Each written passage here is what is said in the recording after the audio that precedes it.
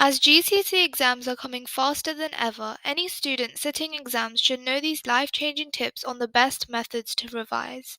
This is a method I discovered when I was doing my GCSEs, and this method will 100% guarantee you a grade 8 or even a grade 9. If you want to know these tips, then stay tuned. Comment down below how your first mocks were. And before we get on with this video, make sure to support this channel by subscribing. First, I'm going to share general tips of what you need to do before your holidays start.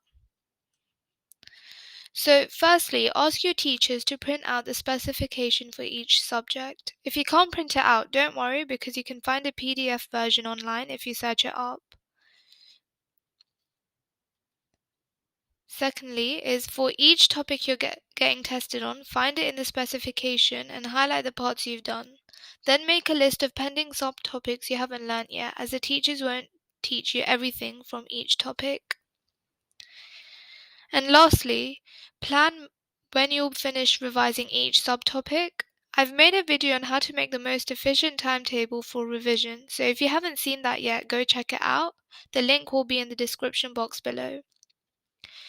Now on to the actual method of revising properly and effectively. First, make notes from any textbooks you have or PowerPoints your teachers have shared.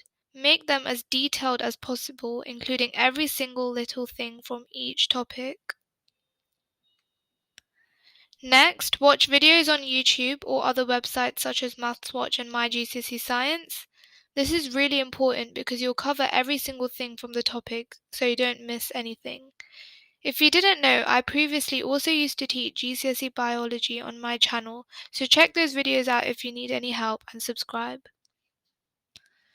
My third step is to add onto your notes from the videos while you're watching them. Next is this next step. Many people don't take it very seriously, but it's quite important.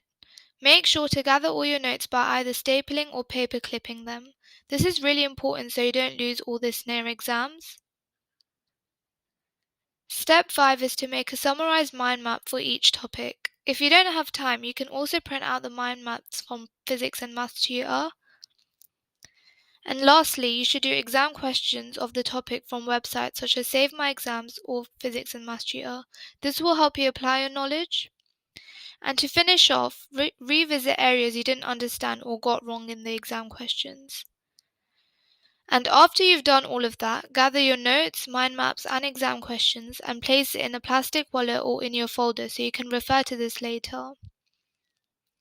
You should do this regularly, not just when you have exams, because if you follow these steps as you're learning the topic at school, when it comes to exams, you can just take the plastic wallets out for each topic, read through your notes and do some more exam questions. This will really be helpful because you'll save a ton of time and you won't be stressed as much as your notes will have already been made. If you have any questions, don't hesitate to comment down below for a quick reply and make sure to subscribe.